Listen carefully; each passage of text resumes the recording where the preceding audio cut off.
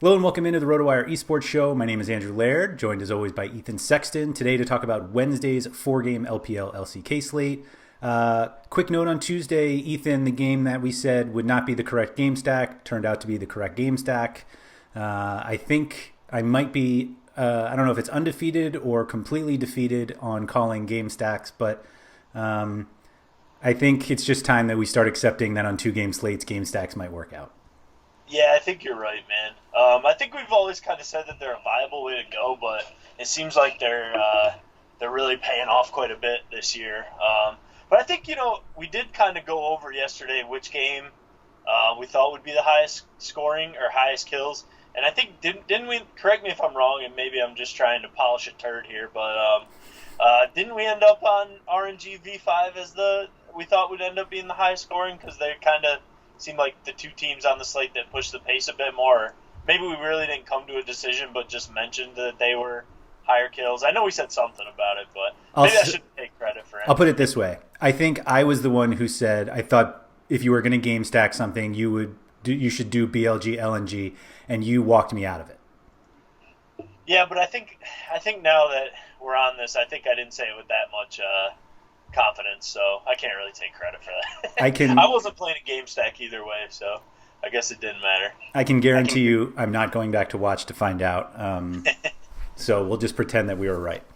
All right. So this, excuse me, so the Tuesday slate, we were talking about how they were really close matchups. We do not have that on Wednesday, despite being a four-game slate, one of which is close. We've got that Damwon Genji, which, the top of the LCK, Yep.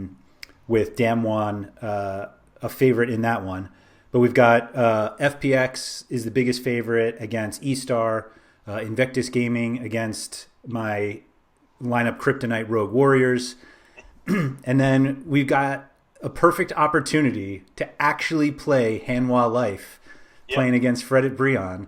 I'm so scarred by not playing them so often that I think I'm just going to play them in every lineup I make. Yeah, and it's definitely not a bad place to start. I mean, we've kind of been not as excited about Hanwha Life, especially before the season really kicked off when we first started talking about them. Just wasn't that excited by their lineup. Thought that they should make the playoffs, but maybe they're the last team in or second to last team in, something like that.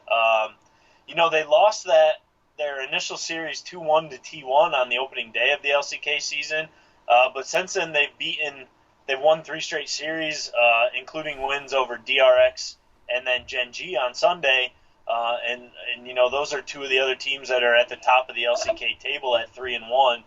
So you can't really give them too much shtick. They've been playing really well since that loss to T1, and they're averaging the most kills per game, which is a little bit surprising, honestly. So maybe it's time to kind of not be so quick to dismiss HLE even in great matchups, and they're certainly in a great matchup tomorrow. About the best matchup you could get, honestly. I mean, Hanwha Life are leading the league in kills per game at just over 16, which is 2 more kills per game than Genji, who are also on this slate in second place. And then Fredit Brion give up the most deaths per game. So looking at that, it's kind of why wouldn't you want to start your lineups with HLE tomorrow? Seems like a pretty safe bet that they win the series, and money would more than likely 2-0. You would think. So yeah, I mean, can't really give them any shtick tomorrow. They've been playing great. They've beaten two of the better teams in the league in back-to-back series, including Genji, who we liked a lot, and they're going against, despite that shock Damwon series that they won, they're still probably the worst team in the league here. And then we compile that and add on with the fact that HLE are leading the league in kills and Brion are giving up the most kills per game. It seems like a great place to start your lineups, right?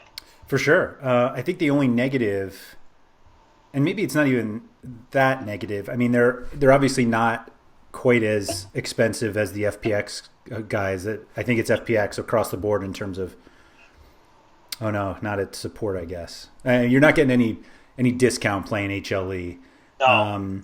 But you weren't going to be able to play FPX HLE anyway, or HLE, Invictus Gaming, like those combos are really tough to come by. It seems like this Damwon Genji is going to decide it because it's, they're the Damwon's the cheapest favorite, Genji the most expensive underdog. How do you see that one playing out? Because I kept being like, all right, I'm going to play HLE, but I'm like, gosh, am I going to have to play 2 LCK teams if I want to split this Damwon Genji matchup? Well, you don't have to. There are ways that you can fit. It might require a one-off in the team slot. Yeah, I'm with you on that one. But there is some ways that you can jam in some of these teams that are much higher favorites. That Damwon Genji series is a really tough one to call because these are two of the teams that we expect to be at the top of the table, and they are. If Damwon doesn't shockingly lose to Fredit Brion, they're undefeated, beating some pretty good teams. And then Genji lost to Hanwha Life, like we mentioned, but other than that, so far this series, they've beaten T1 and they've taken care of business against some of the weaker teams that they've faced. So it's a really tough series to call. I feel like that one could be the slowest and lowest kill totals series on the slate when it's all said and done tomorrow. If I was going to play a side, I think I would just play the Genji side because they're cheaper. Yeah. They're not that much cheaper. Obviously, they're priced as an underdog, but they're priced pretty close to what Damwon are just because the odds are so close in that series. But I think if I was going to pick a side to play in that series, it would probably be the Genji side just because they're cheaper. I'll mention it, though. I really like the Genji team slot as a one-off. It's the 4th highest team on the slate.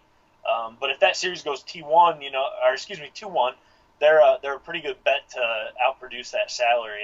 If they win a game especially, but even in losses, they could pick up enough objectives that it makes it worthwhile, and then you're able to get some of these higher-priced favorites in better matchups into your lineup. So I like that as a one-off spot for sure. Really don't like any of these other underdogs on this slate, so yeah, if I definitely needed a dog, it would be Genji I'd be looking at, and if I was going to play either side of the Genji Damwon series, I think it'd be Genji. One, because they're cheaper, like we said, but also they can 100% win that series. I mean, they're a very good team, and obviously Damwon are too, but wouldn't shock anyone if Genji came out on top tomorrow. Yeah, for sure. I think they're going to be, I don't want to call them like the most popular team, but they seem like they'll be the most popular underdog just because like they're legit. It's not like they're some Fredit Brion or anything. Right. Yeah. Fredit Brion beat Damwon, so surely a team the caliber of Genji. Sure, yeah. That's exactly how it works. Only makes sense. Looking at these HLE scores, I didn't know they have 0 sweeps, 3 straight 2-1 wins, and they lost 2-1 to T1 in that opener. But just kind of odd to me. But so no love for. Obviously, we have no love for Fredit Brion here, but you don't think E-Star or Rogue Warriors have a shot? I mean, they're obviously big favorites, so most people don't think they have a shot either. I certainly will not say I learned my lesson with Rogue Warriors, but it seems like IG may be more prone to slip ups than FPX, and so that's the only thing I can think of in trying to decide between Rogue Warriors and E-Star. Yeah, I think that's why FPX are the most expensive team on this slate is because they're a little bit safer, certainly than IG, and then I think Hanwha Life on this particular slate are just as safe as FPX to get a win. But I think the thing about IG is you're 100% right. Like they are prone to slip ups, and we mentioned it before how they have peaks and valleys in their season, and they're not always the safest team to play. But I know we've talked about liking Rogue Warriors on certain slates before, but man, this ain't it. It's hard to get behind them, right? Like they're coming off, I think, 3 straight sweeps. So they beat Top Esports in their opening series of the year, or their second series of the year, which was a shocking upset. But that's their only win, and they've looked like crap ever since. It's really hard to imagine that they beat IG, but to your point, I mean, IG love to slip up, but it's hard for me to imagine. I mean, I think one of the other things that we should mention is that Rogue Warriors are giving up almost 19 kills a game, which is by far the most in the LPL. So you've got, in both of the leagues here tomorrow, you've got the two teams that are giving up the most deaths per game against teams that like to rack up kills. So just feels like IG have a lot of upside, but they're not the safest, if that makes sense. Like, just because of their fact they're prone to slip-ups, I would say HLE and FPX are definitely the safer options among favorites tomorrow. It's just that IG could come out and put up a sweep with 20-plus kills in both games, where maybe FPX and HLE don't need to do that. So I think IG definitely have upside tomorrow in this matchup, but they're always a little bit hard to trust. It's always a little bit in the back of your mind that they're going to cough one up and maybe they only win a 2-1 or maybe they just outright get beat. It's certainly we've seen it happen in the past. Yeah, I'm just like looking at the IG results, and it's like they start off with a sweep of JDG, who admittedly have been pretty disappointing this split anyway, but like they're still a very good team. Right. Then they get swept by LNG. Yep. Lose 2-1 to WE, and then sweep E-Star, and it's just like I don't even know what team shows up. Like, that's my problem. Like, you said it perfectly. Like, they're just the least reliable good team. Right. I think the LNG loss is really the only one that's like a real surprise to me, because LNG have looked pretty good, but that was LNG's first series, I'm pretty sure, of the year, and they came out and swept them right away. And maybe in hindsight, now that we know that LNG are looking pretty solid, it's not as surprising. But losing 2-1 to WE is not really anything to hold against them, because we think WE is probably one of the top 3-4 teams in the league this year. That's fair. And they've taken care of business in their other series. So really it's only that LNG series that we kind of look on with a little bit of like, what happened. But then you can throw the JDG sweep in there and be like, well, you kicked the crap out of JDG and then you lost LNG, but kind of evens things out. It's just that historically, like, IG are... when you start trusting them, it's when they love to disappoint you, and then when you start targeting playing against them, it's when they love to come out and kick some tail. So they are hard in that sense, but they always have upside because they're a team that love to fight whether they're winning or losing. Right. So I think they're like potentially their upside is really good tomorrow, like we've mentioned here. It's just that they're not the safest option, of course. So that's kind of where we're at. It's just this Rogue Warriors team looks like absolute crap. Like we mentioned, that shock win against Top Esports before Top Esports really started turning it around. But other than that, they've been swept in every single series, I think. So it's hard to imagine that Rogue Warriors win, but I know you're going to have at least one lineup, right? I mean, I'll definitely have at least one with Rogue Warriors or E-Star. It's really just a matter of which one I wanted to do, and it's definitely, I mean, it'll of course end up being Rogue Warriors. And yeah, I mean, I think E-Star are a better team than Rogue Warriors, but they're also playing a much better team, right? In FPX that is way more consistent than this IG team. So, I mean, I think E-Stars definitely have like the better lineup, and they're the better team overall than Rogue Warriors. But it's harder. It's just, which maybe is looking at it the wrong way, because maybe they'll be less owned this way, but it's hard. It's easier for me to imagine Rogue Warriors winning as bad as they are than E-Star taking down FPX. But I've said it many times, I'm just really high on this FPX lineup, so maybe that, a little bit of bias factors in there. Sorry, you said you see Rogue Warriors winning more than E-Star winning? I do. Like, okay. But I just feel like FPX are safer than IG, basically. They're less prone to slip-ups, and I think they have a much better top-to-bottom lineup. So even though I think E-Star are a better team than Rogue Warriors, I think FPX are a much better team than IG, and they're less prone to slipping on banana peels than IG. So it feels like if we were going to get one of those two to be the upset, it would be Rogue Warriors. But really, I don't see it for either team. But I've been wrong about a lot of upsets already this year, so that's what makes them upsets, though. Grain of salt. What's crazy about the pricing is that FPX is so expensive, and that you can't do a 4-3 FPX Gen G, which is nuts because they're an underdog with an LWX captain. Like you just can't do it. Right. You can do a do and be captain, but like it's like when I first started building, like the sheet I have does like cumulative salaries, and they're like the two teams. I always try to do this first, big favorites and see like how it plays out. Yep. And it's literally like 3,000 over the cap. Like usually it's like maybe 1,200, and it's just like there's no way you can do that. So then now you start looking at like one-offs and like where can I play that? And it's like, well, can I play?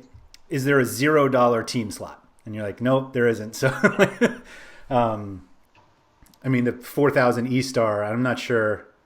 It doesn't seem like it's a worthwhile strategy on a 4-game slate. I'll put it that way. Yeah, I mean, if they snake a game, maybe. If it's a 2-1, maybe they score enough points and you can.